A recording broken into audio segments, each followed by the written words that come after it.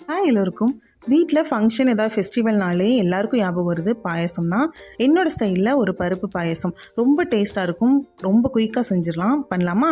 First ஒரு குக்கரில் 2 teaspoon நெய் சேர்த்துட்டு 1 கப் அளவு பாசிப்பருப்பை நல்லா கழுவி இந்த மாதிரி ட்ரை பண்ணி வச்சுருக்கேன். அதையும் சேர்த்துக்கலாம். சேர்த்துட்டு ஒரு 5 நிமிஷம் நல்லா ரோஸ்ட் பண்ணிக்கணும். கலர் சேஞ்ச் ஆகக்கூடாது.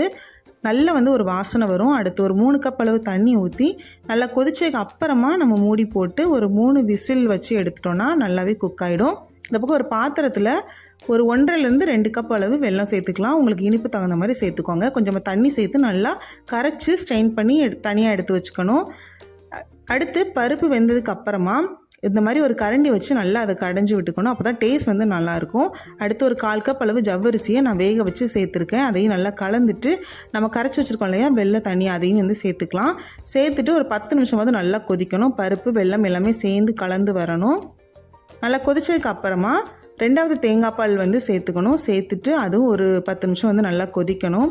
கொதிச்சதுக்கு அப்புறமா கடைசியாக நான் முதல் தேங்காய் பால் சேர்த்துட்டு கொஞ்சமாக ஏலக்காய் தூள் சேர்த்து நல்லா மிக்ஸ் பண்ணிக்கணும். ஒரு பேனில் கொஞ்சமாக நெய் சேர்த்து ஒரு 2 டேபிள் ஸ்பூன் அளவு துருவன தேங்காய், முந்திரி பருப்பு, அப்புறம் கிஸ்மிஸ் பழம் எல்லாம் சேர்த்து நல்லா ரோஸ்ட் பண்ணிவிட்டு இதோட கலந்து இறக்கிட்டோன்னா சூப்பரான ஒரு பாசிப்பருப்பு பாயசம் ரெடி ஆயிரும். இப்போ தண்ணியாக இருக்க மாதிரி இருக்கும். ஆறுனதுக்கப்புறம் நல்லாவே திக்காகும். கரெக்டான கன்சிஸ்டன்சி வந்துடும்.